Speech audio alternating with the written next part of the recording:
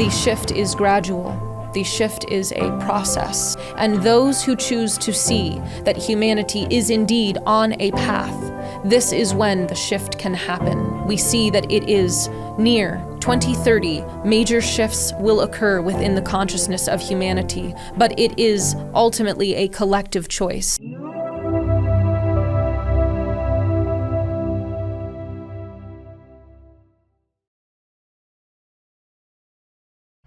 I'd like to welcome to the show Eluña. How you doing, Eluña? Very well. Thank you so much for having me. Thank you so much for coming all the way down to Next Level Soul Studios to do this conversation. So I appreciate you. You're welcome. Yeah, it's fun to be here. So first question is, you're a channeler. I always like to ask, what was your life like before the insanity of channeling came into your life? That is a very good question. It was just more subtle, I would say. I had a life that was very quiet. I spent a lot of time alone. And even when I was working kind of a more regular job than I am now, I spent a lot of time trying to connect with my guides and feeling them and knowing they were there, but not really knowing what to do with that. And I was a teacher of children. I was a Montessori teacher. So I taught children for 6 years. And during that time, I knew that what I was really doing was having the opportunity to heal my inner child. And so I really just fully embraced that. That's really what my guides explained to me in the ways that I could understand them at the time, not auditory like they do now, but they explained to me that it was my time to heal things that I had been through and experiences that I hadn't gotten to fully reconcile, that really all had to be healed during that time.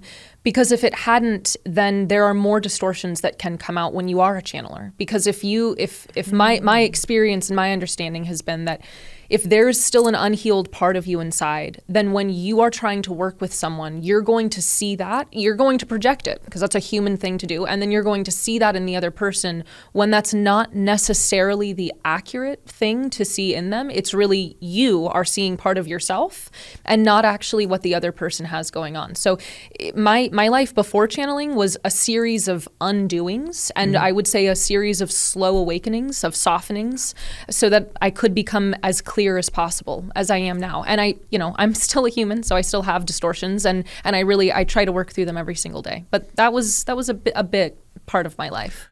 Have you been able to tap into your older past lives? And before we get into your past lives, I always like asking this question. The concept of past life, future life, current life, doesn't exist from my understanding. Yeah, I actually say parallel lives. Correct.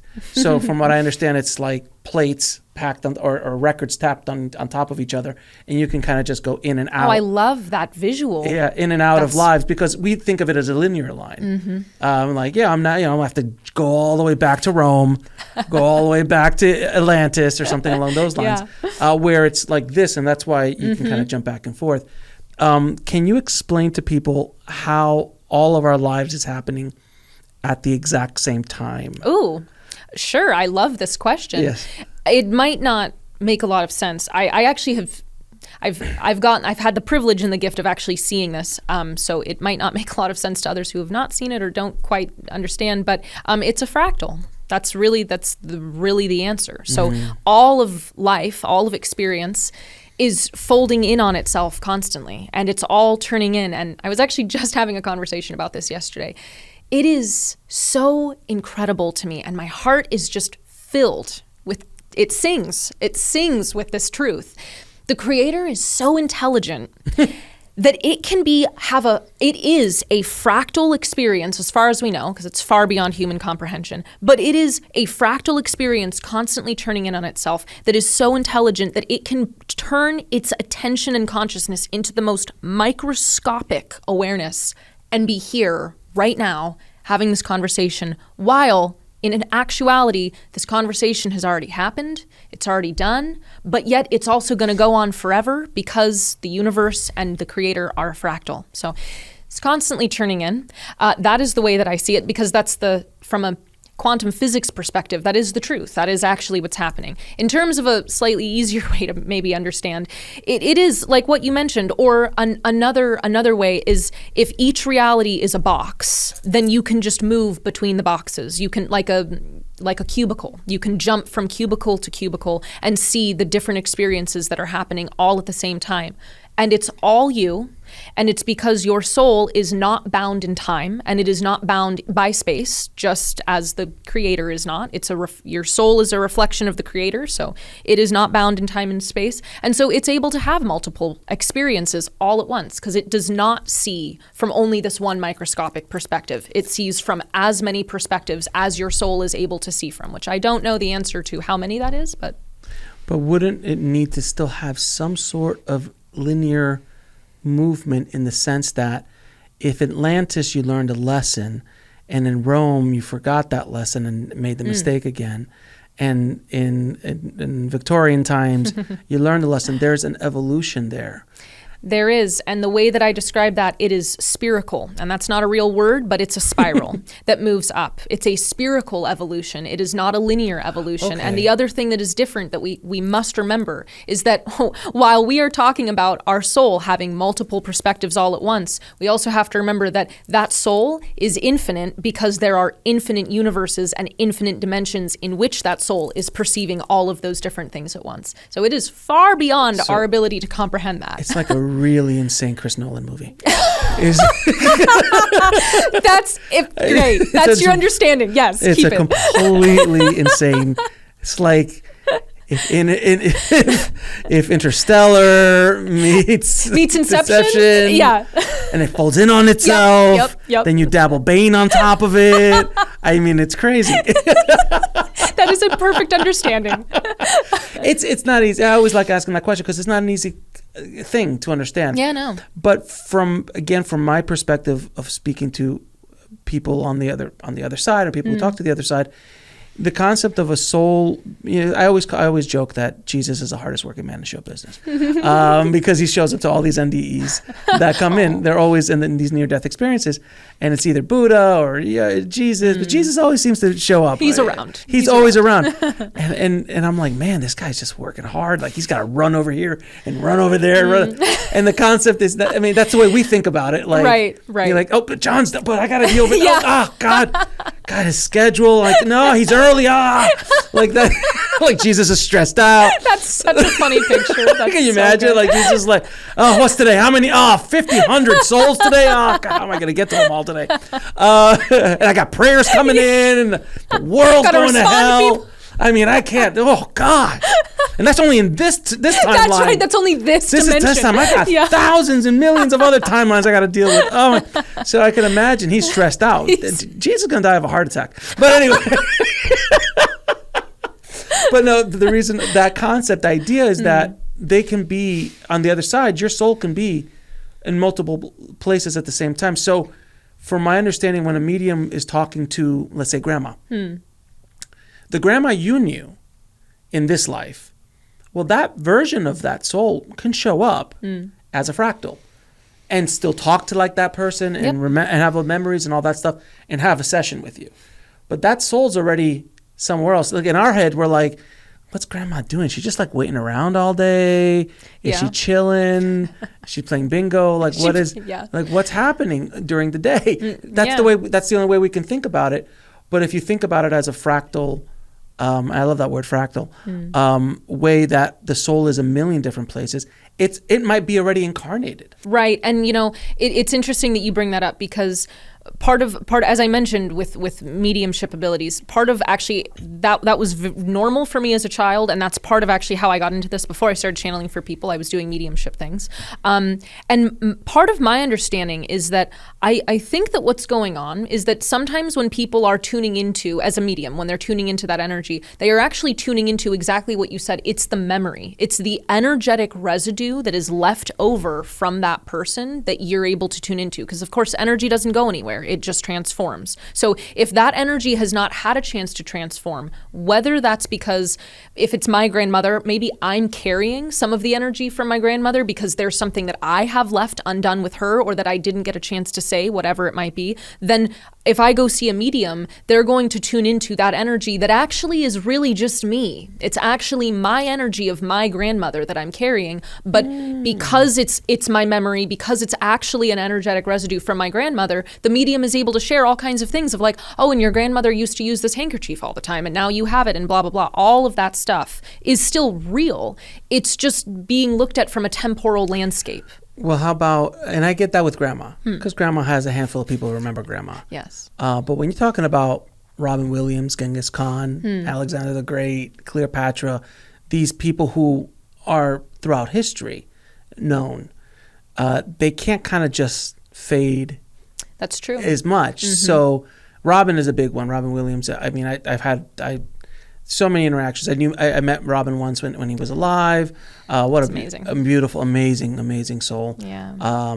And I know a lot of people who knew him, but like Robin shows up all the time in other people's NDEs because he was just such a beloved. Yeah. He was such a beloved soul on this planet. Yeah. You know. So see, and that's part of the way that I look at it is all of those beings that you mentioned that are well known, they remain and forever will in the collective memory of humanity. If there is a being who has truly made some kind of impact or is just in the collective memory. Jesus. Right. They're going to stay around. Looking into the Akashic records of those beings is different because you're actually looking at whatever it is that you're able to see. If you're an Akashic channeler, you're looking at their entire life period, their life track, at least in this lifetime, possibly even into their other past lives, like previous to Robin Williams being Robin Williams. Who was he? What did he do? You're able to see that. That's different than the energy coming through in an NDE or in even a mediumship experience. It's different. And I'm not saying that's always the case, but I do know that that's partially what's going on. So going back to your past lives, what past lives have you been given access to, and how far back do you go? That's a lovely question. So I actually can see any past life that I want. I don't do that. When I very first started looking into the records, I can see everything, and I realized, okay, wait, this is so much information that I don't actually know what's helpful here. Like I'm seeing this past life, but is that actually necessary? That's what started guiding me to working with the Akashic guides very specifically, and then also the person's higher self. So that has shifted my use of the Akashic records, and I do the same for myself. I don't just go nosing around. Even though it's my information, there are things that are not meant to be remembered. There's a reason why the earth is set up in a way where you come in and you don't remember anything. Like that's not how it has to be. That's not how I think it's going to stay. But there are certain things that simply don't need to be remembered. So I don't go poking around, but I have seen pretty much the majority of my past human lives. I actually haven't had that many compared to some people. I haven't had too many human lives. And I've gone back into times in Lemuria and Kem, previous to ancient Egypt. Those are two very major lifetimes that I've had here on Earth. And then, of course, beyond that, before I came to Earth, I've seen almost all of those as well. So Lemuria, can you talk a little bit about your past life? Any stories in Lemuria? Yeah. Because Lemuria is one of those, I mean, Atlantis gets all the press. It does. I mean, I don't know why. Plato, it was Plato.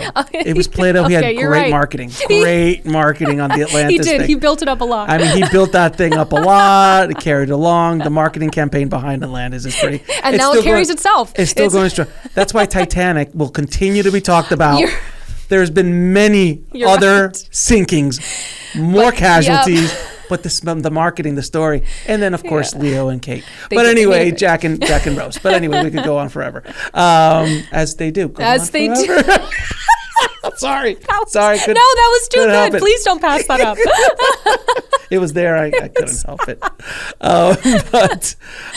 But Atlantis gets all the press. But Lemuria, from my understanding, was around at the same time, kind of like the U.S. and Europe are around at the same time. Yeah. Two very different, or China and Europe and the U.S. Two very different cultures, going on two different paths, in a sense. Yeah. What was your experience of Lemuria and what they had to offer? What happened during that time period versus if you had any memory of Atlantis at all? Yeah, that's a great question. So in Lemuria, my own lifetime was actually very interesting there. It's somewhat what I mentioned earlier about coming in with a wide amount of, I guess, spiritual abilities. I don't really know what other word to call them, psychic abilities, which was very normal in Lemuria for beings to come in with their third eyes wide open. They're able to tune into healing. That's really what Lemuria was known for, because right from the get-go. Basically, yeah. Because the culture of that time and the way that those beings lived, when souls came in to inhabit those bodies, they were almost immediately able to go into what we would consider to be the fifth dimension. That does not mean that they left their physical body. It means that they are accessing their multidimensional self. So they have their third dimensional body, but they're able to be in the fifth dimension, which allows them to see things differently, perceive things differently, and access different energies. So that was part of my experience, again, normal in Lemuria for the most part. And so I was a healer, and I did various things there. And what was taking place in Atlantis, because the lifetime that I had was during this shift that happened in Atlantis. And Atlantis was already going through a lot of shifts. They were moving very rapidly. The Lemurian culture, they got to a place where they were very content. So they were evolving in a 5-dimensional space, but not a 3-dimensional space. That's one of the main distinctions between Lemuria and Atlantis that I have seen. Atlantis was able to evolve highly in a 3rd-dimensional space and somewhat accessing the 5th-dimensional space as well. But that's why a lot of people talk about how Atlantis was about technology while Lemuria was about healing. That's a very common distinction. And it's, again, 5D, 3D. So when Atlantis had this kind of compulsion come up in them, which I have seen part of the story of that and how that took root in the culture, it very much shows just the collective nature of humanity. This idea came in Atlantis where they said, okay, so we've been doing this whole being in rhythm with the earth thing, but what happens if we decide to go into a space where we use more of our willpower, where we use more force to move ahead, to move into a different space of evolution? What can we accomplish there? What happens then? When that question was asked, and then those paths were gone down in a very, I'll say, aggressive way, that's when things shifted in Atlantis, and a different energy kind of took hold in the mind body of those people. That, of course, affected Lemuria. It came back to Lemuria because now they're experiencing a different level of energy. They are so tuned into the earth that they in more or less knew in some capacity energetically that things were shifting over there and things were happening.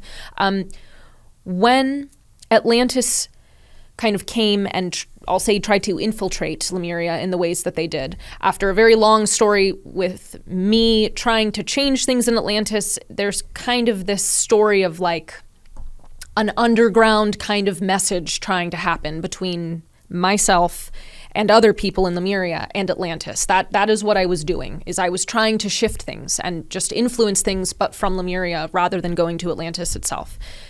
That didn't work, and the Atlantean people, some of them came to infiltrate Lemuria. And when that took place, the Lemurian people previously had not really experienced any level of major fear or trauma, as we mentioned earlier. So this is essentially the first major trauma that almost anyone in Lemuria is facing. That did something to their bodies. And the way that I can word it and understand it is that it grounded them. So they were not able to access the 5th dimension as easily. They became much more in their 3-dimensional bodies. Exactly, because they were bound by fear. Fear traps us in this body because the body says, I need attention. There's something major going on. You need to take care of us and save us and keep us safe. So of course, fear grounds you. Fear is what keeps you dense and locked in. So that took place, and I was not able to get beyond that in that lifetime. The fear was too much for me as a being. In that story that I was playing out, which I was a man actually in that lifetime, in that story, I couldn't get over it. I could not get beyond it, and it really did consume me. It took a lot. And so that lifetime and things that I went through there, that essentially set up my understanding is that it kind of set up the rest of the lives that I've had here on Earth as a human beyond those kind of special times of humanity, the golden ages and all of that of Chem and Atlantis. After that, the rest of my lives have kind of been set up because of that lifetime, including this one, actually. So you're familiar with the yugas, right? Mm-hmm. Okay, so the concept of the yugas by Yukta Schwa right there, who came out with the book The Holy Science, for everybody listening, is a 24,000 year cycle of enlightenment. We start here, then we go into the dark ages, which is down here, and then we come back in. That's the cycle. And that humanity goes through these 24,000 year cycles. When Atlantis was starting to go dark, let's say it was just they were going full Bane. If we bring that back around, they were starting to go full Bane. That was towards we were starting to leave the high enlightenment, because Atlantis, to my understanding, was a more spiritually advanced civilization than we are currently. Oh yes, certainly. Yeah, by far, right? Mm-hmm. Exactly. But then they started getting into the technology, into the third dimension really heavily, and they started to lose the connection, where you guys in Lemuria were very much connected, but then got ranked back down to the ground. And that's exactly what's interesting, that I would say the people in Lemuria, they were living outside of that cycle. The cycle exists because that's the cycle that humanity agrees to collectively to keep going around. And the Lemurian people were not living in that cycle. They were living mostly on the outside of it. But when you only have, 13% of the population of the world living in one way, it's not enough to change the collective. And the Atlantean Empire, as it was an empire, had a lot more influence than the Lemurian people. So that it affected us. And there's no blame there. It's also part of the evolution that we're supposed to go through as a species. So this is just where we are. Right. So, and then you guys kind of got yanked back down. We did. We got pulled back into the cycle. You got like, come on, guys, come on. It's fun over here. Let's go. We're in the dark. Fear. We're in the dark. It's great. Have you seen Batman? But so then during this darkening time is when we started to leave the age of enlightenment, and that could have been thousands of years from the peak of everyone is as close to source as possible. Yeah. This 12,000 year ago, the Younger Dryas, because I know you're a Lost Civilization, a fan as well as I am. So the Younger Dryas, when there was an event that created the Great Floods and all the great flood myth that we hear and kind of destroyed humanity in a certain way, reset us. We kind of got thrown back into this, literally almost to the Stone Age. Washed it clean. Quite literally. Quite literally. Yeah. Where were we? From my understanding, where we were in the cycle was, we were pretty far down. If it's maybe like 4 o'clock on the face, because the Dark Ages that's the bottom. That's 6 o'clock. When nothing happened for hundreds of years. It's just dark. Then the Renaissance came and we started to come back out, and we are now on the upward swing. And we can see that. From our technology, from the conversation we're having now in a public forum without being burned to the stake or hung. Or shot at this point again. At least in this culture. Yes. Many other cultures around the world. There are other cultures, other places, just like Lemuria, who live outside of the rest of the consciousness of humanity. So where were we in that cycle at the 12,000 year, when the Younger Dryas happened and Lemuria was wiped out, Atlantis was wiped out, and a handful of, from my understanding, was only Atlanteans. I'm not sure if it was some Lemurians who went off to different areas of the world and kind of try to rebuild humanity, like obviously in Chem, obviously in Mesoamerica and in other areas around the world. Yeah, they did. So what I have seen is that the Lemurian people, the majority of them left this kind of the west coast of near the United States, and also actually partially land that's not there right now. They left and they went south. So some of them went basically to various Polynesian islands. That's the easiest way to say it. They went to different places. The Earth also looked very different at that time. So now they're small islands and they weren't quite that way before.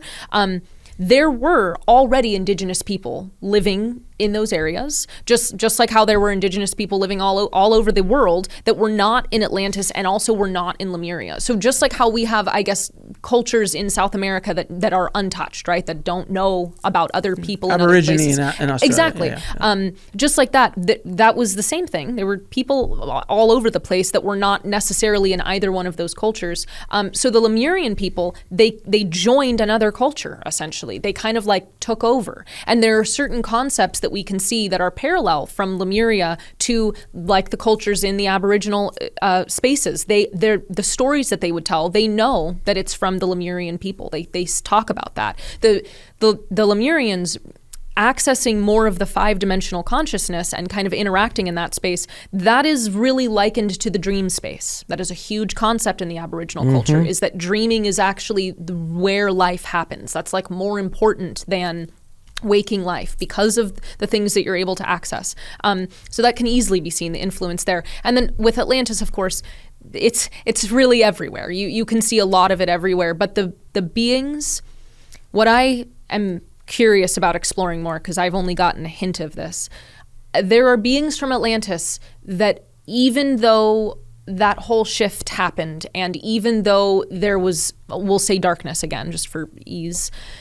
even though that was all taking place, they actually still believed in what they were doing. They still believed that that was the right thing to do, that it didn't matter that the flood had come. It didn't matter that things had started to shift in a way that clearly did not look good.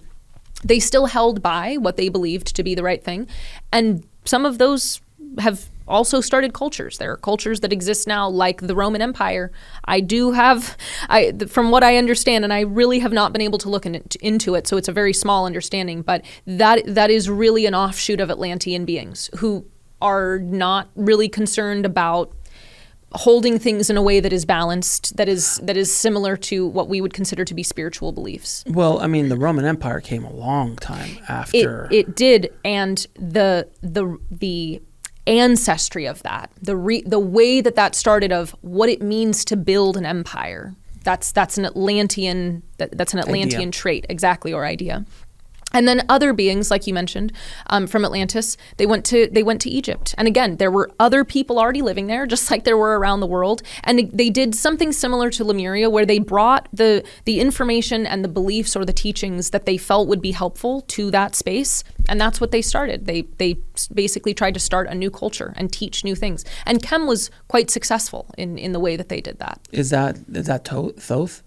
Yes, as again, from the stories and from what I understand, yes, he is one of the beings. He's like the most talked about of good marketing that. Again. Yes, very good marketing. PR person. Good PR person for Thoth. The emerald. They say they had the emerald tablets. It's a good marketing piece with that. Yeah, I mean, you look at the Aztecs and the Olmecs and the Mayans and those kind of cultures. There's aspects, especially like the Aztecs, even the Inca, they're empires. They were full-blown empires. This is true, yeah. They were full-blown empires down there. So there's hints of this empire building. Rome, one of the greatest empires. I think, what was it? Wasn't the Mongols even bigger? Even bigger, that's true. And I think there's a difference between which I know that this is true in some of those cultures that you mentioned. There's in Mesoamerica, but there's a difference between building an empire and conquering other people for the sake of power. That's a Roman thing. That's exactly, and that's a Mongol thing. That's exactly what I mean. That's a Roman and a Mongol thing. That's like a later empire, because that is the energy of will and force, and that is, in a nutshell, kind of the downfall of Atlantis, was moving into that energy rather than being in a rhythmic balance with the earth, with humanity, with where humanity was at. That's what they chose. And there's empires right now, I wouldn't call them empires, but countries going on right now in the world that have that energy. And the only reason that they don't do anything is because there's a bigger dog on the block that's keeping them at bay. But if that dog wasn't there, right? Who knows? There's many countries in the world that would absolutely just start taking over countries. Yeah. Again, back in the day, This old energy. Exactly. I was just going to say, I mean, when you're told the story that that's how you come off as powerful, that that's how you get what you want, that that's how you show your people that you mean something, that you're worthy of something, people perpetuate that story, even though it's completely distorted. That's such an old idea and such an old energy. Yeah. Where it's obvious that cooperation, connecting resources, working as a world or a global community is so much more beneficial. Yes, it is. It is, and it's as outdated as the biological belief that things have evolved because of competition. It is as outdated as that. Yes. Survival of the fittest? No? Right. Like to make that claim is it really does make me roll my eyes, because if you just go to even the basic function of a cell, cells started to come together, which this is, who knows what actually was going on and how cells formed and all of that. But if we just look at the basic function of a cell, cells form and come together to specialize in something. So cells are floating off on their own. There's nothing on this planet, right? There's water and the cells are floating. And finally, two cells get together and they say, you know what, actually, if we work together and you just do this one thing and I do this other thing, then maybe we can see how it goes. That same idea and that same story was told again and again until billions of cells are together. And one group says, I'm just going to focus on moving the body. Another group says, I'm just going to focus on vision. And another group says, I'm just going to focus on digesting food. That is collaboration. That's not competition. So to say that evolution has taken place because of competition, to me, is also a very outdated and medieval idea. It's collaborative. Right. And then what is cancer? It's when cells... The distortion. The distortion of that. Yeah, because I think as a species, we're pre-wired to cooperate. That's the only way we survive. That's the only, exactly. Because we're not strong. Yeah. In the sense of, I mean, we're a weak mammal. It's true. We have nothing going for us physically. Very little. I don't care how the most jacked up dude you got. Yeah. Put them against the weakest silverback. Yeah. And that's the end of the day. The weakest, like the one that all the other silverbacks pick on. The runt. Yes, exactly. The runt of the litter will destroy any of them. And he's a vegetarian. I'm just throwing that out there. And he's a vegetarian. That was a nice note. I'm just throwing it out there. But so we're not really kind of built for, to be honest with you, and this might go down another road, but we're not really built well for this planet. I mean, it's a very interesting point. I mean, we stand in the sun too long, we burn. We burn, to a crisp. Yeah. Animals don't do that. There's not one animal goes, oh, I need that 45. I need that 50 SPF. That's not a thing. No. The only thing we got going for us is our brains, one, and then our cooperation. And our hands. Well, yeah, there's that. But the combination of our hands, with thumb really is the big boy is the thumb. The thumb, the brain, and the ability to cooperate. Our hearts. Is the only thing that has gotten us anywhere. Yeah. Because we'll be destroyed by a pack of wolves, all these, we're such a weak species. We are. And, it's interesting because, again, I really like to look at as many levels as I can. So on a biological level, the human body is an animal, right? This is the animal part of us as a being. This has the instincts of, no, that's mine.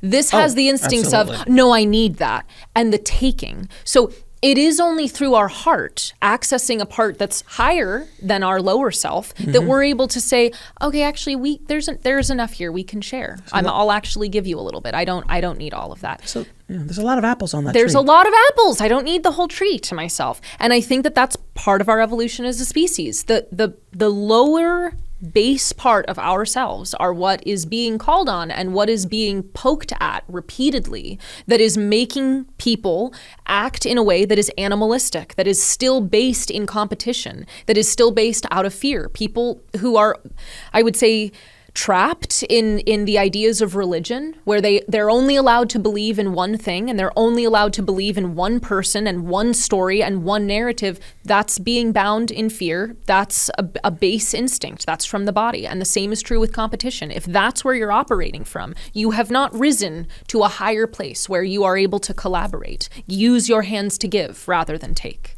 But if I believe in my God, and you believe in your God, but my God's the only God.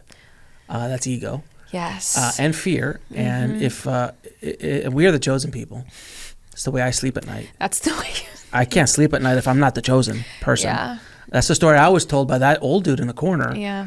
And he told me that since you don't believe in the same thing, I might have to kill you because you're a threat to our belief system. Right, exactly. Such a barbaric, medieval idea. That's where it gets more complex, because we have the animalistic body with its animalistic needs and its instincts saying, no, we have to take this, no, we have to go there. And then we have the mind, when the mind is rooted in the body, when the mind is rooted in the instincts and in those base lower parts of ourself, we say, I have to take that. And that story is much larger than just the apple on the tree. That story becomes, no, I have to take that, and it's someone's land because that person doesn't believe in the God that I believe in. So it gets far more complex when the layers of our mind get thrown on to the animal parts of our body, which again is why coming to the heart is the simplest thing to do. Your heart is going to tell you if it feels good or not. There are no stories in the heart.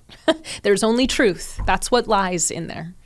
Can you talk a little bit about the programming that we all go through? Those first 7 years, as the Jesuits said, give me a child for 7 years, and I'll show you the man. And I'll show you the man. When I heard that for the first time, I was like, oh my God, he was absolutely right. Yeah. Those first 7 years is who you become. And, I'm a recovering Catholic. So I'm still guilty about it. I feel guilty about it. But, I joke the Catholics. You have to. I joke. Yeah. They've had a rough go of it lately. But when I was raised in Catholic school, my parents weren't particularly religious, but it was a Latino background. South America is mostly Catholic, essentially. And I went back and I would read my notebooks of like what they were teaching in first grade. And I was like, Mike, this is pure propaganda. Like it's 100% bias. It's like, it's all about this. And it was like, and then the stories, let's talk about hell, and that's a whole other conversation. But this and I saw the programming, but it didn't make sense to me as I continued to get older. It just, that narrative didn't make sense. The belief in a Jesus and his teachings, I started to go down that road without the dogma. And then the idea of a higher power. So I'm very grateful for that introduction, that there was like, hey, there's something bigger than yourself. Hey, there's a God. He's an angry God. He's very jealous too. Spiteful, yes. Jealous. I'm like, which also, like, as I got older, I'm like, man, this guy's insecure. But there you go. It didn't make a lot of sense. And I go, and there's like 2 billion other people on the planet at the time, 2 or 3 billion other people at the time when I was a kid. And I was like, and they don't believe this. Are they all going to hell? This doesn't make like a lot of sense here. If God loves all of us, and it didn't make any sense. So I had to break out of my own programming, and there's still programming I'm dealing with, of course, which is called baggage, which is called trauma, which is whatever. Yeah. But that programming is so powerful, and people don't really understand that, because they're like, if you were born into a Muslim family, you'll be Muslim. If you were born into an Aborigine family, you'd be like, there's the stars and there's Dreamtime, and that's the programming you would have gotten. Can you talk a little bit about, from your perspective, the higher self and the lower perspective of programming, and how impactful it literally is on every human being in the world? That's a beautiful question. I would say also, just to comment on your own experience, the ability to say, that doesn't really sit right with me. That doesn't really make sense. That is, from my understanding, that's accessing the higher mind. That's choosing to see things from a higher perspective. When you are pulling on the strings of the lower base self, that keeps the mind shut. If we were to imagine the mind having a roof that, like a kite, all of the strings are pulled down and kept tight, and there's no way to get out of it. There's nothing above it. When you are calling on the lower base self, when you're using fear to control and manipulate a person, when you tell them that if you do this thing, it's going to impact all of these other people, that's using actually the gift of the heart to make a point, to say, to be afraid, to say, oh, well, if you make this choice, then you're actually going to condemn these million or 10,000 other people. That was a story that my mother was told with her programming. And when that happens, a human is 6, is 5. They don't have any idea what else is out there. They are looking to the person that is with them, or the people, the adults that are with them, and saying, you are how I'm going to function in the world. You are what's giving me love. All I know is love. And if you're telling me that that's what love is, or that this is what I must do in order to align to love, then I'm going to believe you. That's really true manipulation of the heart, and it's keeping the mind closed. And what a perfect and genius way to keep people stuck doing the same thing and stay on the wheel and never question it. Control. It's the ultimate plan for control. If you're enjoying this conversation, I invite you to go deeper down the rabbit hole with me on Next Level Soul TV. It's packed with exclusive content like live special guest Q&As, daily podcasts, commercial-free access to the entire Next Level Soul catalog, early access to episodes before they air, and special meditations you won't find anywhere else. We will be adding new exclusive content every month. Plus, you can connect with me during my monthly live streams. Just go to nextlevelsoul.com/subscribe and join our soulful community today. I'll see you on the inside. Because if you say, yeah, the creator that you believe in actually is out to get you unless you do these things, what a better way to keep someone in line? That is the ultimate form of control, and to completely give away their sovereignty, to completely give away their power by saying, yeah, so it's okay for us over here, but those people that believe this thing, that do that thing, that eat this food, that whatever it is, they're the ones who are going to go to hell. So you don't ever want to be like them. You don't ever want to be friends with them. And when you see them, you need to let them know that that's what's going to happen. You need to convert them. You do. That's God's way. That is the ultimate control, because then they are saying you're living beyond yourself. You are being a creator. You are acting on the part of God if you do these things. That is the ultimate form of control. And it's quite sad, because it's all of the gifts of being a human, but they're being taken advantage of. They're calling on the love of a child when they're 6. They're calling on the trust that child has. They're calling on the power that is the creator inside, and then saying, this is the way that you're allowed to use that. This is what that has to look like, and this is what that absolutely cannot look like. It's taking away all of the power. And you said hell, which is one of my favorite subjects. I love hell. I think it's fascinating. I love hell. Great. You can quote me. I will. Love hell. This is fantastic. Because I was told about hell when I was in first grade. Can you imagine? I'm a 6-year-old going, hell, I came home crying. Yeah. I came home. Can you imagine? Like, if you don't do this, if you eat meat on Friday, Wow. That's when I didn't understand. Like, so if I kill somebody and I eat meat, equal. Even as a kid, I'm going, just the same, equal. Something like Sesame Street, something here doesn't belong, something. It's that kind of thing, because it just didn't make any sense to me. So the whole concept of hell, which people are still, very, very, very, very much into it. It's interesting. And again, let's going back to a PR firm and a marketing firm. The greatest PR agent for hell is Dante. Yes. That is hell that we know is Dante's hell. It's not the Bible's hell. Which, by the way, I don't know if you knew or not, I'm sure you do, that the Old Testament, no hell. Huh. I did not know that. The Torah, no hell. Interesting. No hell. From my understanding, when a soul dies, done. There was, you either go to heaven,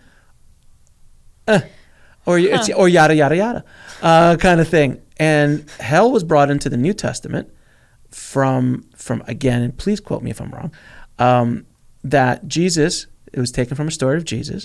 Jesus apparently created hell, or brought this myth in. Which that sounds like the act of a loving being. Obviously, because if you know Jesus, I'm going to scare the hell out of everybody. He was talking at some sort of lecture and or sermon, and he's like, if you guys don't get your act together, there's this lake down the street where they throw all their garbage in and burn. And you're going to go into this place. I forgot the name of that lake, but this is historical. And they took that story in the Council of Nicaea when they were putting the Bible together and editing things out, and said, hell, great. Then a couple hundred, I don't know when Dante showed up, but when Dante showed up. A long time, yeah. Oh, yeah. That was because Dante, wonderful writer. Yes, very. But the whole concept of the hells and all the levels of hell and the poking and the torture. You know, I find that so interesting because he was not actually writing about hell. He was writing about his experience on earth. That is quite a metaphor, because really what he was saying is that his life had become a living hell, and all of the people that are in that story are characters from his life that were basically giving him a hard time. So that is very interesting. And they brought that story. They're like, ooh, we like that. Let's take that. Wow. And they put it in the myth. And now that's the concept of hell. I mean, and of course, there's Lucifer and the devil and all of that, fallen angels yes. and all that kind of stuff. And then the Book of Enoch, and we can get into all that. But it's a fascinating idea, because I love going into the historical facts of especially my religion that I came from, to kind of this kind of debunk a lot of the programming that people are stuck to. And if they don't want to believe what I'm saying, you go look it up yourself. Yeah. When I heard about the Council of Nicaea, my mind blew up. I was like, what? There was a group of them that just got together and wrote the Bible and like edited out things. They're like, okay, which stories are we keeping, guys? Yeah. And it was created by Constantine, the Roman emperor, because the Christians were getting out of hand and we needed to take control of the situation. And before they would throw Christians to the lions, and then afterwards, like, all right, well, everyone, we're Christian now. If you're not Christian, we'll get thrown to the lions, because they needed control. And they built this whole Bible up around that. Yes, and they edited things out, and like, oh, reincarnation, we can't have that. That's not going to work for what we're trying to do. We need them to believe that this is their one and only life. Right. And we need that life to look this certain way and for them to behave this certain way. And it's very interesting, actually, that they chose to do what you mentioned about Christians, because really it's like 1984. No, we were never at war with Eurasia. That was actually always our ally. That's what we always did. It's the same thing. Gaslighting. Exactly. They're it's just writing the story to suit you. That's all it is. It's pretty fascinating. It is. And I did not realize when I got a chance last year to go to the Vatican. Oh, yeah. And I'm still taking a shower from that experience. You'll be scrubbing it for the rest of your life. I'll be scrubbing that off for a while. No, it's a stunning place. I mean, it is. I've been there. I mean, the Vatican Museum is embarrassment of riches, and that's so many stolen, so much stolen art. It's not even funny. But when you walk into the St. Peter's Basilica and you walk around, and it's just a stunning thing. It is. I mean, you can't deny. It's beautiful. It's a work of art. It's the whole damn thing. Yeah. It's insane. Yeah. But I was just sitting there going, this has nothing to do with Jesus. Like, I just this nothing. Nothing. Not the pointy hats, not the gold on the walls, not the rules and the dogma. It has nothing to do with Jesus. Yeah. And I just said, I just saw it through such different eyes. Yeah. You know, there's a reverence, and I could and I said to my wife, I'm like, imagine you're a peasant working the fields. Exactly. In Italy or somewhere, and you walk into St. Peter's Basilica, and you're an uneducated person. Right. Never seen anything like it. You're like, this obviously was built by God. Yes. There's no way this was not. Whatever that man on the up there is telling me, I'm going to have to believe. He is the chosen one. He's obviously the chosen one. Very similar to in Chichen Itza, when the priests were at the top of Chichen Itza, and they understood science enough to know when tomorrow the sun will come through here and the lights will come, and they look, what? And all of a sudden, oh my God, the sun came, because they understood basic science, and it happened throughout history. And that's actually the same story that we're in right now. It's the same exact story. It's just on a different level. Tell me. People's minds are being controlled. There is programming that happens in churches, like you mentioned, but also in school. You're told this is what you need to believe, and I need you to memorize this, and this subject never comes into this subject, and this subject never touches that subject. It's all separate. Everything is a disparate point that you have to try to make connections to. Minds are controlled. The people who have more information are revered. The people who look like they are closer to God, or closer to whatever someone wants to believe is God. If science is your God, if money is your God, if Hollywood is your God, if glamour is your God, whoever is closest to that is made to look like the expert and the representation, which means everything they do, that's what you should be doing. The control is embedded. Because we say, oh, but that's what I want to be like, so this is who I should be. Or I don't want to go to hell, and so this is how I have to behave. So the control happens now outside of religion because it needed to start happening outside of religion. Once people were like, actually, I don't want to believe that anymore, it had to go somewhere, so it came into our schools. That is the vast majority of what people experience now. And now COVID happened, and so now there are there are so much information because technology. We have access to so much information and so much misinformation. Also, I need to say that too. Of course, yeah. So with all of that access, control has to come from somewhere. The next most obvious place is the media, and media not only in terms of news, but media in terms of social media.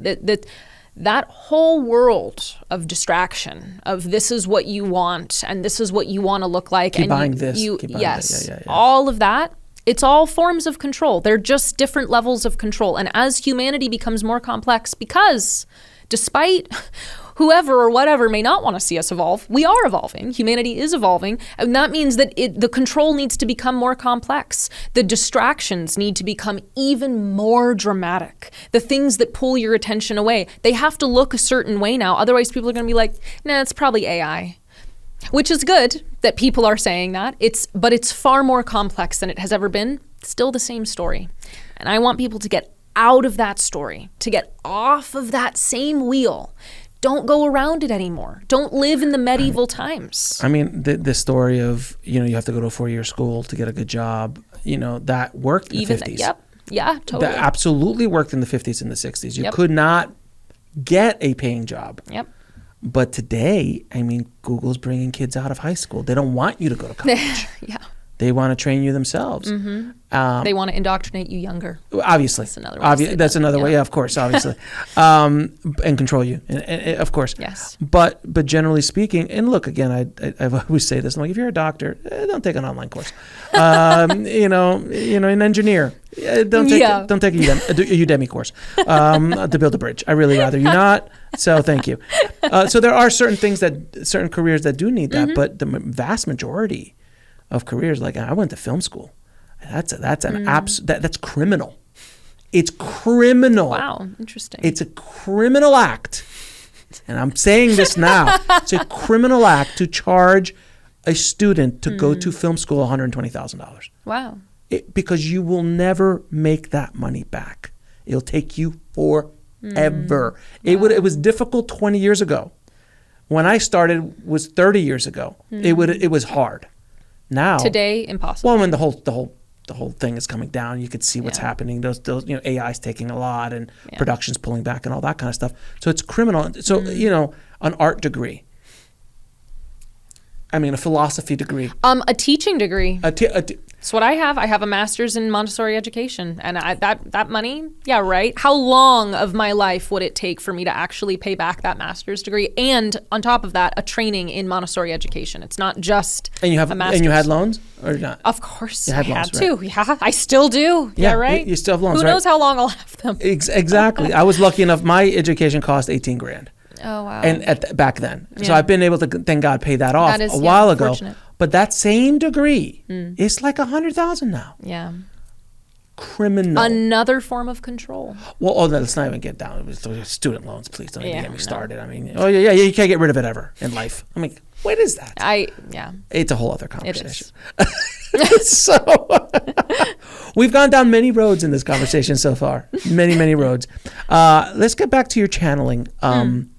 What is your process? How do you actually, because you channel, so you actually go into a trance state and bring in either beings or Akashic. How does it work for you? Yeah, that's the one distinction.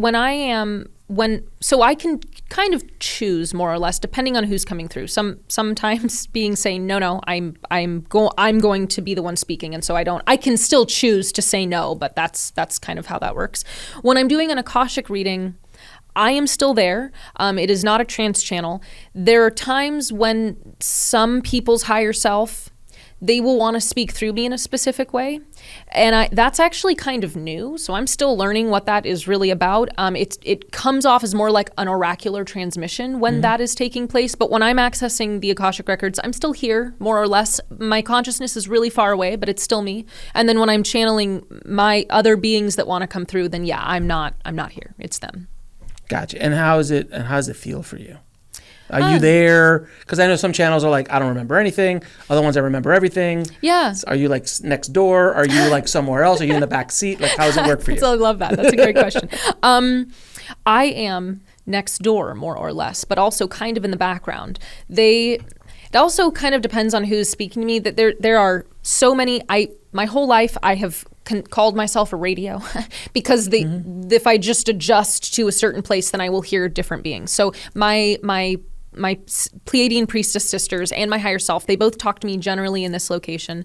The 3 guides who are contemporaries of Thoth and writers of the Kabbalion and just Hermetic scholars, essentially, they talk to me over here. And then other beings, depending on who I'm speaking to, talk to me over here. The Arcturian Council talks to me over here. So it really just depends. And each of their energies is also different. The way that they come in to me when I'm trans-channeling them, it feels different. So I will kind of move to a different space, and I can't quite explain that. Different room in the house. It is. Exactly. That's the best way to say it. It's a different room in the house that I move to. And if my ego comes up and starts to talk to them while they're trying to speak through me, it can make me stutter. Sometimes it is helpful because it will be a word that they, I don't know, didn't think of, or that they realize is maybe more relevant or appropriate. I'm not entirely sure how my ego actually assists them, and maybe it doesn't actually assist. Maybe that's just a story that I want to believe. But it'll try to insert something, and either they'll use it or they won't. Sometimes it makes me stop, like. I can't keep channeling if my ego comes up because it's interfering in some capacity, and so they're trying to get me to not be interfering. It's different every time. Yeah. Do you have any surprise guests? I did. I have. And that was actually one of the beings I was mentioning. Lilith came through one time, who I don't know the story of her. People have said, isn't she a demon? And I said, I don't know, because I don't know who she is. She came through. This is all demon work, obviously. It's true. They're basically all, yeah. This is all the devil's work, obviously. That's why I love hell. That's why I love hell. Yeah. So she came through and she told me, she said, so I'm going to speak through you. And this was the first time that a being had entered me more and wanted to speak through me in a more direct way. When she came through, she said, yeah, so I can talk for myself and I don't actually need you to talk for me. That was basically what she said. And I was like, if I were in your shoes, that's how I would feel. So, okay, I totally respect that. I will just let you speak through. I had another channel on the other, in the studio, and she had a few people show up. I've had this happen with a few channels that people just showed up, and she's like, Buddha's here and he wants to come in. I'm like, all right. And the energy changed in the room. It was a really beautiful thing. That is. Another one, Baba G showed up. Wow. And she never channeled Baba G. Yep. And everything. And that was a fun experience. So I was just curious if you have surprise guests. I'm not giving you like requests. Can we please, are you taking requests? I would like Buddha Yogananda, Baba G, Thoth, if we have them all at the same time, it's a great lineup. That's a really good lineup. It's like the Beatles. It's like really the Beatles of the Fab Four of 5D. Yes, 5D. Yes. Could you bring them in? That'd be and Robin, because we need comic relief here, if you could. So I'm just curious. So as we go forward with this, I have a ton of questions. Great. For whoever comes in. A lot of times, from what I understand, channels that come on the show, there's a line sometimes on the other side, just like, we got something to say. That's fair. They do, when that happens, typically those beings come like right in front of me, and they fully present themselves. Generally, they let me see what they look like, and they say who they are, and I ask them, what are you doing? Why are you here? If that happens, yeah.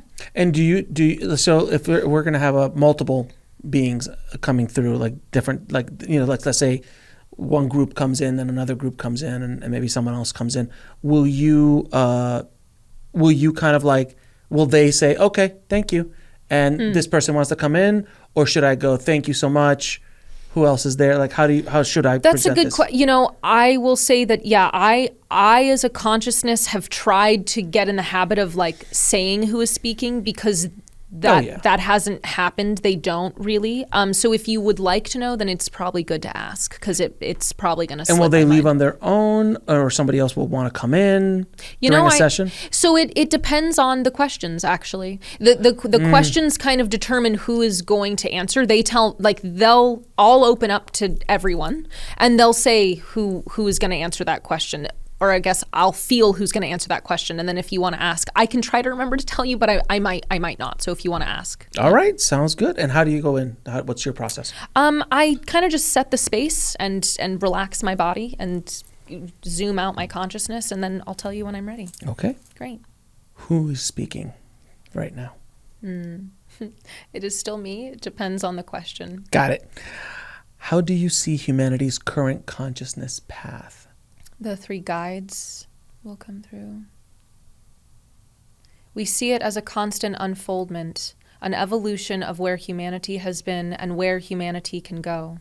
There are infinite spirals that can be taken, like a staircase that goes up infinitely, or goes sideways, or goes downways. It depends on your perspective. Humanity can have and take any stair that it wants, any path that it wishes it can take. We are here to guide humanity toward the spiral that is reaching to what you would consider to be the highest evolution, the highest unfoldment, the path that brings humanity closer to their true nature, to God, to the Creator, to the All. What signs do you see that we are actually moving towards a higher consciousness? The choice for humanity to consider themselves to be in their heart more often than not. There is an extreme distortion when it comes to feelings and emotions, but this, in fact, is a path of evolution. It is a step toward what humanity needs to understand, which is that the heart is the most powerful piece of the body. The heart is what can guide humanity and guide each individual to their highest timeline and to the highest timeline for the collective. The heart holds secrets, and the heart holds power. And understanding the feelings, understanding the emotions, is how to understand the emotional power of the heart, and the energetic power of the heart, and the language of the heart, which all of humanity must learn to speak if there is to be ultimate unity and collaboration on the planet. This is what we see is the step that humanity has taken, the perspective to orient towards feelings, towards the heart, more than the mind, more than the choices that dictate or govern the animal body or instincts. How can we contribute to humanity's consciousness evolution?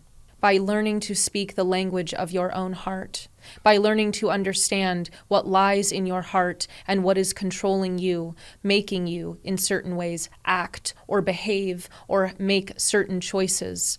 Understanding how this operates in your own being at your own level, and then making a different choice, making a choice that is part of the contribution to the whole, that is beyond yourself, is how you can contribute to humanity. Not making a choice that only thinks of oneself, that only says that I am at the center, but rather that I am is the center. This is how each individual can move forward, can contribute, and each being finds their own way toward this I am presence. Each being finds the path and energy that is most aligned to them. Some find it in nature, in the woods.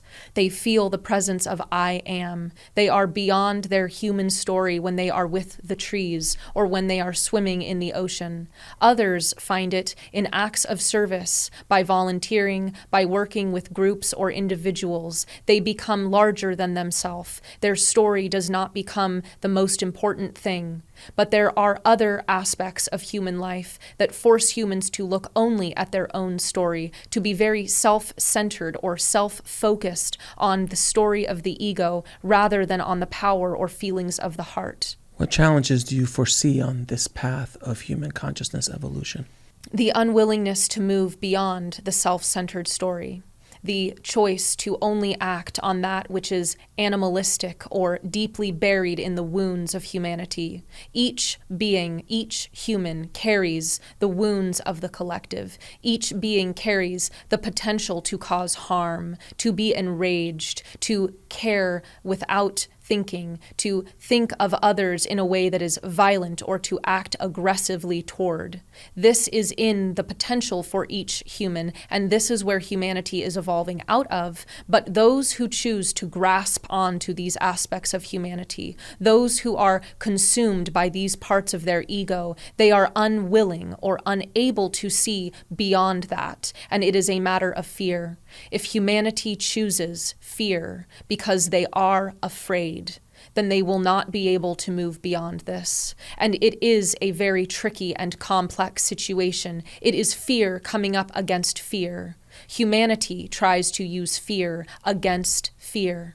They try to fight against fighting, to have war against war. It is contradictory. It is unhelpful. It ultimately creates more of the same, which you understand at this point in your evolution as a being. You can see this, you can feel this, and many of those who are viewers or who are also in this space understand and see this. But it is a matter of the collective choosing and aligning to agree that fear will not be fought with fear, that war will not be fought with war, that will ultimately make the change. What is your vision for humanity's future at a higher consciousness? That humanity will come together and recognize their brotherhood, their sisterhood, their kinship, their one family line as part of the larger tree that is humanity, that is the collective. This must happen, but each being must see themselves as part of the whole. This is why our teachings stress seeing yourself beyond who you are, beyond the story that you have been told, not only in your own head, but in your family and in your society, in your culture, and indeed on the earth as a whole. You must see yourself beyond all of these stories as part of something greater. This is why galactic contact has been spoken of and will take place when humanity is at a time to receive this. It is to help humanity have a perspective that goes beyond the stories that have been told, so that they are able to see themselves as something bigger, something more than only the stories, something far beyond what their mind can construct. And this is why it has been challenging for humanity to understand and see themselves as a creator. They must have some conceptualization of a creator.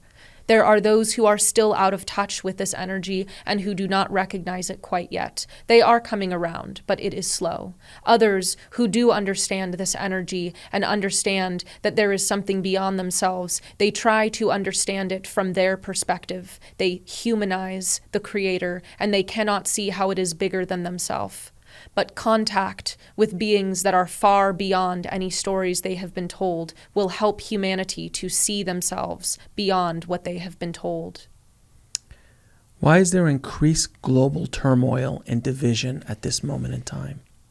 There are forces that would rather see humanity get to the place where they are unable to move, to be in a place where they are continuing on the same path that they have seen, because again, it is fear against fear.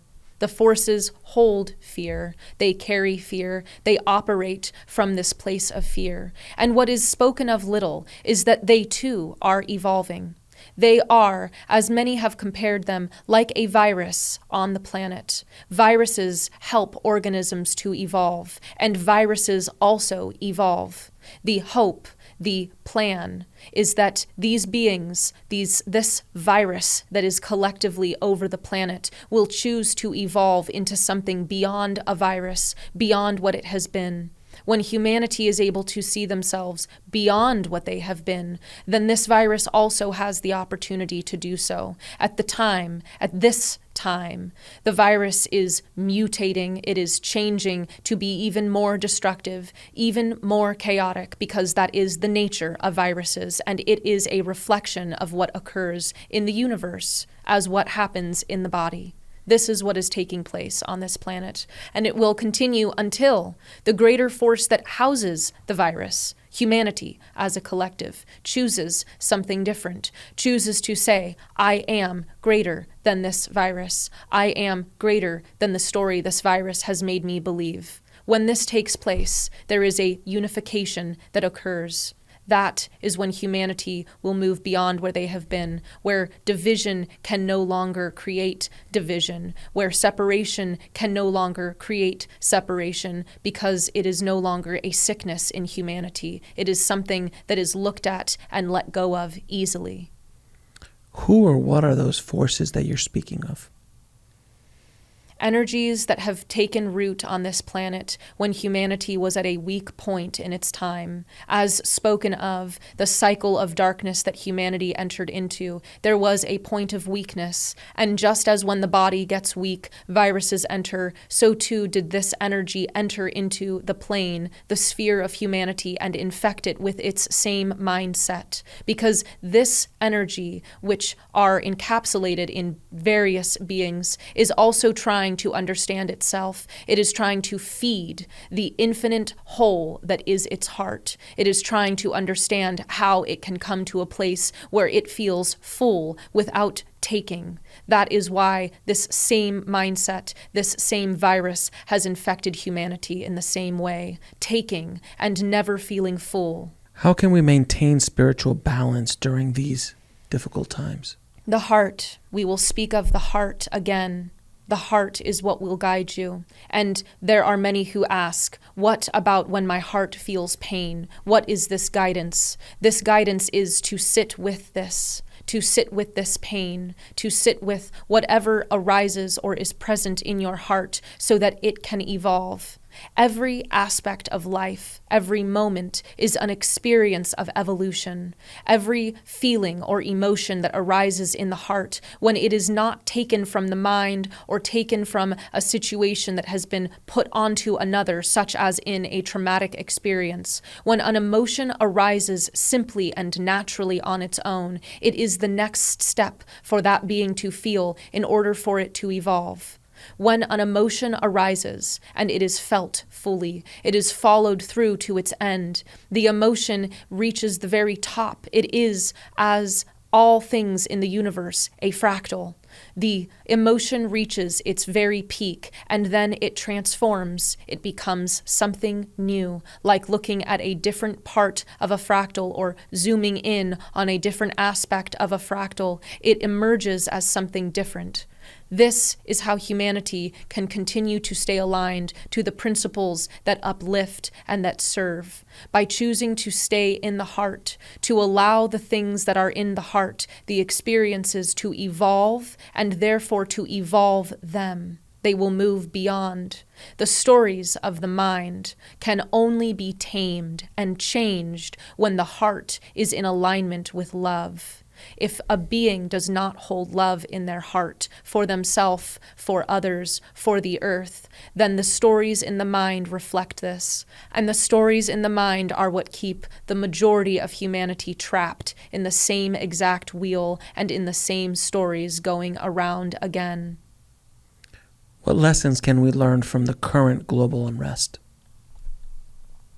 To see the aspects of yourself that are not yet healed. Where do you show up in the macrocosmic perspective of humanity? Where are the wounds in you that you can see around the earth? And this is only from a perspective of division. We are more oriented towards you or other beings, looking at the parts of humanity, looking at the experiences on the earth that show wholeness. Where is your unity reflected? Where is the love that you carry expressing itself in humanity? This is far more worthy of your attention and therefore your energy if you are to look at something and to find something that will evolve you, or to find a part of humanity that will inspire you. Then these are the areas to look at, not that which you wish to see leave you. If you focus on the same part of you that you dislike every day you awaken and you look in the mirror and you think about and you stare at and you talk about the part of you that you do not like, then this part is all that has your attention. You are not turning to the part of you that you wish to see grow, the part of you that can counteract this part, that is the counterpart to this aspect of your being. So it is with the whole collective of humanity. If you continue to turn your attention to that which you do not wish to see, then you only allow it to grow. Look at the parts that you wish to see more of in the world. Find the inspiration. Find the heart of humanity. Turn your attention there. With all the elections that are happening around the world this year, where do you see humanity's consciousness going and challenges that it's going to face for the rest of this year and for the following year? Humanity, as it has done for the past several years, is still in its age of understanding darkness. There are those who must go through darkness, must go through the traumas of life in order to move beyond them. Much as it is for this being here, she has experienced much trauma, has lived through much darkness, and she now understands it and does not wish to live there any longer. This is a story of humanity. This is a reflection of what the collective is going through, and it will continue. And there will be opportunities for unity. There will be opportunities for heart opening, as there is in every individual's life. So too is there in the collective's life. How can individuals promote healing and unity in this difficult time? To look within and find the spaces that they are able to contribute to from a place of wholeness. This can only occur if the being is in a space where they have the energy to give to others. And let us be clear, it is often that when giving to another, you yourself are filled, but it is not to the extreme detriment in terms of feeling depleted. You feel empty, then you are no longer serving yourself or others. You are serving the black hole that you wish to see gone in the hearts of humanity. So it must be known that you are to be taken care of first. And what we wish to offer at this time is humanity must turn towards that which strengthens them. The beings who are most willing to give, the beings who are the most capable of offering true healing in any sense of that word, must be strong. This is a time that calls on the deepest levels of strength, and one must strengthen themselves if one is to face what is coming and what is currently arising in humanity and in the collective, worldwide and even locally for most beings. Strengthen your heart.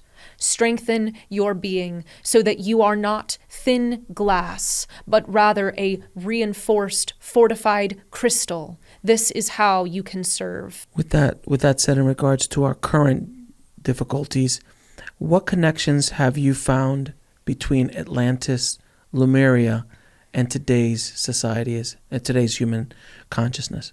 The choices that are made of where one orients their attention. Atlantis was very focused on the act of forcing or of using willpower in a way that is not in harmonious balance. This is where humanity is at, using or forcing willpower in a way that is not harmonious based on a desire to take, which stems from the virus of fear. This is quite the opposite in the culture of Lemuria. It is a culture of giving, but of reciprocity. They understood that being in harmonious balance or rhythm with the natural world around them and with the earth herself meant that they were able to give more. They did not need as much. It did not look like they needed to take as much because they were in such reciprocity in a far more energetic sense than is understood on the planet at this time. The reemergence of those practices, the reemergence of those teachings of energetic reciprocity is most helpful for humanity at this time. Slowly, they are emerging again, although some have different names at this time for them. How can we access ancient wisdom to understand our past better and use that knowledge for evolution today? This is the opportunity to learn from your past as a collective, to learn from your elders, as it were, even the elders who no longer exist, to see what has worked, to see what has not worked, and to recognize that there are different needs at this time. Humanity is not what it once was, nor should it be. It will not go back to being a space of Lemuria or Atlantis, and it should not. It is meant to evolve, and the goal, the idea, the hope is that humanity will be evolve beyond what they have been, that they will become something new that is far greater than Atlantis or Lemuria. But learning what has worked, what has not worked, the practices that have helped align humanity, this is the option. This is the wisdom that can be gained. But looking at the human story, which many are fixated on at this time, such as the, quote, drama that surrounds Atlantis, that is not very helpful. That is a human story. That is the human ego still at play. Look instead to the teachings, to the practices, to the wisdom that was kept, that is still available, to move into a new place. This is what can guide humanity to addressing what is present in this reality, in this time on Earth.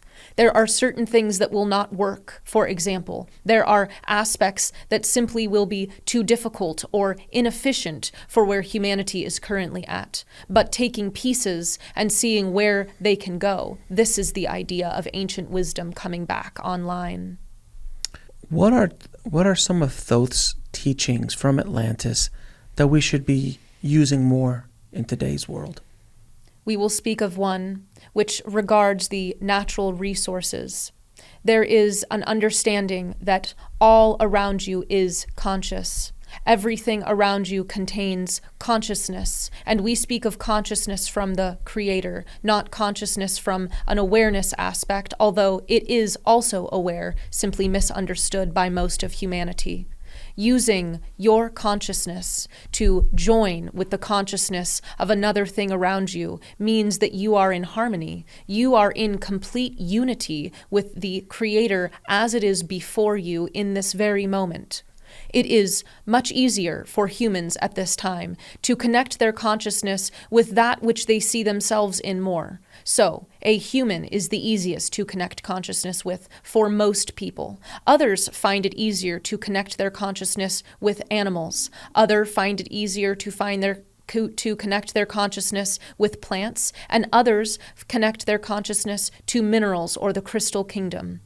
These are all options and all examples, and one primary teaching that Thoth ensured was present in the culture of Kem that he was to rebuild, as this was one of the lost practices of Atlantis, or should we say it was one of the butchered practices of Atlantis. For instead of combining with that consciousness and using it in a harmonious way, it was used for practices or purposes that were not collaborative, that were not uplifting, that did not contribute to the overall evolution of humanity, but instead were more self-serving, even if the self was Atlantis.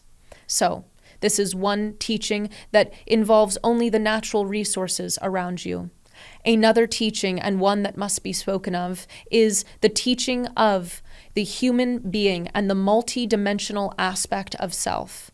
There are many layers to humanity. There are many layers to one individual, and this is not spoken of. One being sees themselves only as their one self, and when they attempt to connect with what they consider to be outside of themselves, they fail again and again. Why? Because they see this as outside of themselves.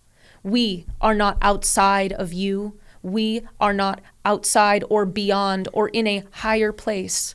We are you. We are aspects of you. And if this is understood, then all consciousness is able to be accessed. The consciousness of the Creator is able to be accessed. Humanity will see themselves as who they really are. They will see themselves as a creator, as the Creator, in the best way they can from their limited human perspective. Just as we see ourselves as creators in the best way we can from our limited perspective. These two teachings bring in harmony with the earth, harmony with natural resources or spaces around you, which is little understood on the earth at this time and must be brought into balance. And the second is an aspect of mind. This is the other piece that is, from our perspective, out of control or chaotic in the human collective at this time. What was the cause of the downfall of Atlantis? And what can we learn from it? A series of causes, a collection of incidents that brought down this empire, this culture. They were choices, of course, and some of them were made by the evolution of this virus that we have mentioned. Slowly, it began to creep in, and when it was paid attention to and given more energy, it grew, as all things grow with more attention and energy on this planet and in this realm. So, it infected some of the minds, and then it sought to see, could it infect the minds of others? Could it naturally spread by telling certain stories? Once the root in one being or a few beings had taken place and was grounded enough, so it sought to spread itself around. This made many choices in the Atlantean culture happen that were not for the benefit of humanity. And the culture shifted from this point. The culture, the ideas or ideology or philosophy that the Atlanteans held began to shift from that of heightened or higher evolution, the bringing up of all beings in accordance with the physical plane, and instead began to shift to that of a mental plane. But the mental plane or mental body had already been infected with the nature or notion of fear and the nature or notion of taking and keeping for oneself. This was very tempting. It was alluring to those who had not previously considered holding on to something. When the question of giving or taking is not asked, it is very natural to do one or the other. Previously, it was very natural simply to give, simply to share. In today's world, it is quite the opposite. It is natural and expected to take. Finders, keepers. They do not leave anything for others. They take and keep for themselves. This is the story that has spread through humanity, and this has roots in Atlantis, first with the virus, second with this story that began, and it must also be noticed that there were changes on the planet itself. There were changes within the planet that brought about this shift, or should we say, made this shift more dramatic or noticeable. It was an opportunity to open. This is the weak space that we spoke of previously. The Earth was undergoing already shifts in its environment, and this allowed for more energy to enter, for more space to open up, and the question was, what would fill this space? What energy would be welcomed in? And it was the energy of fear that took root primarily. One of the most important lessons that Thoth ever gave that we need to listen to today. The reminder of sovereignty, that each being gets to choose each and every day, each and every moment, what they are going to do with their energy. The sovereignty of energy, of choice. This is not understood. In fact, we would say it is abandoned. It is completely misused in this world today. People do not see themselves as individuals with energy or with choices. They see themselves simply as working through the day-to-day like a cog in a machine, and for as long as you serve as a cog in a machine, so the machine will keep running. But when you choose to make a choice, when you choose sovereignty, when you see yourself as something more than what you have been told, you get to choose a different story. You create something more, something new. This level of sovereignty, paired with the understanding of energy, was the primary teaching of Thoth and is perhaps the most useful at this time. It is the lesson that humanity must remember in order for all aspects to come back into balance. There must be sovereignty of choice first in an individual before there can be sovereignty in the collective. How do you interpret the shift from old to new systems that we're going through right now? The shift is gradual. The shift is a process, and there are parts of the process that begin to stick that are new, and then they get taken over by old ways of thinking. They get taken back. It is, from our perspective, a rather slow process, the way things shift with humanity, but it is also speeding up from the perspective of where humanity is currently at and where humanity has been. There are more things sticking now than previously. It is a bit like a piece of paper has oil on it, and when oil is running, nothing else can stick to the paper. But when the oil starts to dry, when the oil makes its way off, new things can stick. It is a bit like this in the process of humanity, with oil running all over it, over the surface of the path that humanity is taking as a form of evolution. Humanity will continue, and those who choose to see that humanity is indeed on a path, this is when the shift can happen. When choosing to see if humanity is on a path or not, then a human does not have a choice any longer. A human cannot see that their choices make a difference. A human cannot see that they are contributing to evolution if they do not see that humanity is on a path at all. So first, the choice must be to see that humanity is on a path, and more things will stick if this is the case in individuals. How can we support new systems aligning with higher consciousness? To bring higher consciousness into these systems first. If the system is made from a story that is based on fear, then it is not a new system. It is perpetuating the same story that has been told again and again.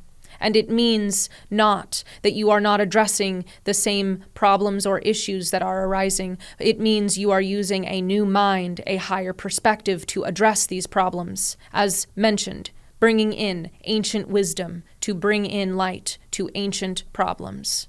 Can you share the timeline for humanity's consciousness shift? This is somewhat unknown. We see that it is near 2030, major shifts will occur within the consciousness of humanity, but it is ultimately a collective choice. There are many changes that will take place even up into 2050 and 2075. There are many shifts that will take place in humanity, and they will continue down this path, but there is also free will. There is ultimately sovereignty. Those who are willing and able to see it and claim what they wish to see in the world will progress this timeline at a faster rate. That is our work. That is part of why we have chosen to come at this time, to quicken the evolutionary pace of humanity. Are there any events that will indicate this consciousness shift in the coming years? There are multiple choices that may be made for humanity. Choices that will lead towards a chaotic unfoldment versus an awakening unfoldment. The awakening is much more peaceful, although there are systems that will still fall. There will still be some chaos as there is a shift or change, as it were, but humanity will be able to shift and change and align more easily when their minds and their hearts are on board. This is why the stories must change, why the attention must shift in individuals in order to make this awakening much easier, much more simple, and much more easeful for all of humanity. If humanity does not align or the stories do not shift, then the awakening process will be rather abrupt, like turning the lights on in a very dark room. There are aspects of this taking place already. Lights are coming on slowly but surely in various places across humanity, in various systems that humanity uses. They are waking up, and this will continue, but for the ultimate shift to take place, the collective must choose to start a new story. The collective must choose that they wish to have the lights on rather than living in the darkness of ignorance. This we see as a possibility taking place in the year 2037. There are major events that will lead to this year that will allow humanity to decide and to determine which path they wish to take. There is much to unfold before this year happens, but there is a crossroads at this time. What crossroads do you mean at this moment this year? At this time, humanity is choosing which game they wish to play. This game is going to determine what choices are able or offered later down the line. What part does AI have in our evolution of consciousness? AI is a natural evolutionary aspect of almost all life in the galaxy. At some point, they come to the understanding of what AI can offer in terms of making life easier in a variety of ways or contributing to the evolution. AI, just as all aspects of life, is a reflection of humanity. It is up to humanity to use it in the way that will be based on evolutionary collaboration or based on fearful and containment or further control, a way of using a technology to keep and control humanity where they currently are rather than where they could be. This is a fight, as there are many fights currently in the society and in the minds of humanity. And what visions do you have for mankind's future? A vision of holding hands in collaboration, choosing to rebuild and see the world anew. Rebuild as we wished to rebuild our culture at the time of Chem after the fall. We were not able to see the full unfoldment of this because the virus, the fear, has already taken place by the time that we were attempting to rebuild. But at this point, humanity, having evolved with this virus, is much stronger. They are more resilient, just as all biological beings become more resilient when they are exposed to various viruses. Humanity is far more resilient. They are far more willing to stand up and say no when they wish to.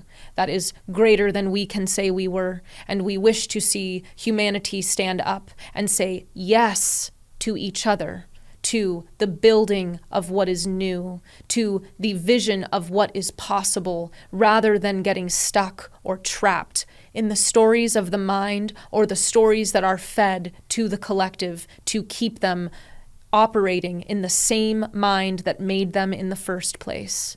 But it must happen in the individual first. And do you have any final words to our audience? We wish to assist humanity in this evolution.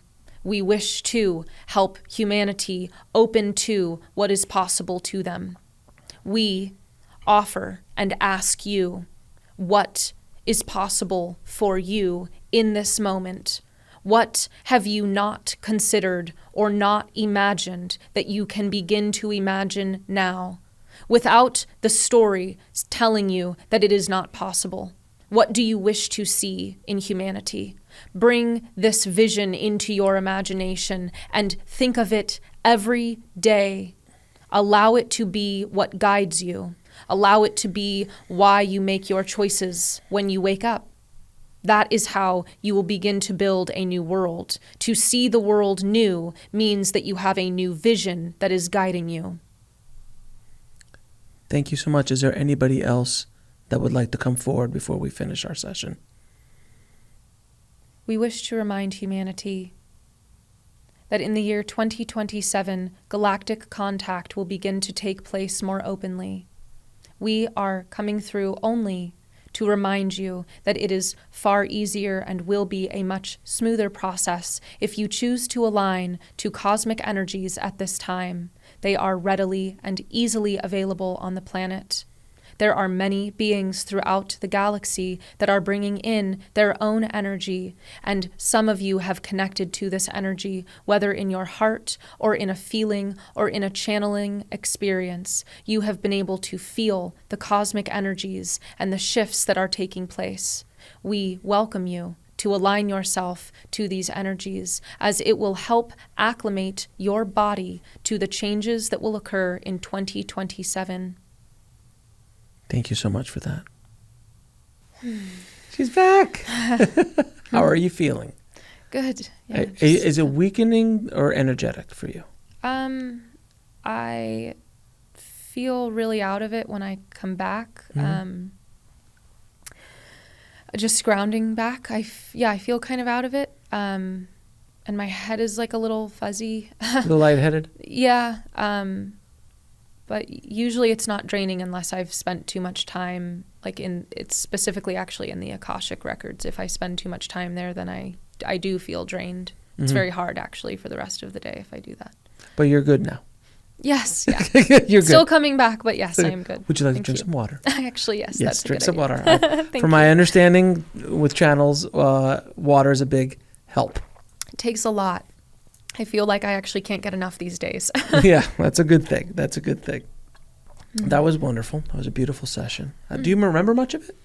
No, I don't. I remember the last thing of my sister, because I was going to leave, and they said, no, we would like to speak. And I said, but I don't know how much time it's been. Maybe it's fine to not. And they wouldn't. So that's why I had to wait a moment, because they said we really would like to share something. So I remember them talking about 2027 and cosmic disclosure, but that's all. That is all that I remember right now. Fair enough. Yeah. So I'm going to ask you a few questions. I ask all my guests. Okay. How do you define a fulfilled life? I think living centered in your heart and with God at the forefront. That's at least for me. If you had a chance to go back in time and talk to little Eluña, what advice would you give her? I have actually done that. And it would be to keep going and to not be afraid to share your heart, even when it feels very scary, because that's, I think, one of the biggest changes that channeling and my guides have made for me is their focus on the power of the heart. I really did not know until they really started making me focus on it. And when I was younger, there were so many times when my heart would come out and I would shut it down, because that's part of trauma. I guess it's part of what happens in the world. So I would tell her to keep her heart open and to share it anyway, even when it feels scary or like it's going to hurt. How do you define God or source? The two things that immediately came is unknowable. I am. Simple as that. Yeah. What is love? An aspect of God, the energy of God. And what is the ultimate purpose of life? To find the practice that aligns you to the purpose of life. And where can people find out more about you and the amazing work you're doing in the world? Oh, it's on my website, eluñanoel.com. And I'm on YouTube and Instagram. All that kind of good stuff. Yes, all the good stuff. And do you have any parting messages for the audience? That's a nice question. I think I would say the lesson that I have had and that I feel like is, of course, just a reflection of all of humanity, is to be aligned in your heart and to not be caught up in the human stories that we're told. That's the other teaching I think that has made the biggest difference in my life, is when I have an interaction that maybe doesn't feel good to me, then immediately I have a bunch of stories around it of, oh, well, that person is this and this, and this is why they're doing that. And those stories are not ultimately helpful. They're not helpful to me, and they're not helpful to the person. And if I just choose to come back to grace, to forgiveness, to compassion, to what I want to see, that's ultimately the thing that makes the biggest difference in the world. And it makes the biggest difference in my individual world, which means it's contributing to the evolution of humanity. Especially right now, with everything that's going on, I think that it is very easy to get distracted by the stories that are being told, by the stories that we tell ourselves, and by the stories that we've been made to believe are the only narratives to believe. So what is in your heart? What does your heart believe? That would be my question to the audience. It has been such a pleasure and honor talking to you today here. Thank you so much for coming in and for your wisdom and your love and your heart. I appreciate you and everything you're doing to awaken the planet. So thank you. Thank you very much. It was a joy to be here with you. Thanks for watching. Click on one of the videos below to continue your journey, and don't forget to subscribe.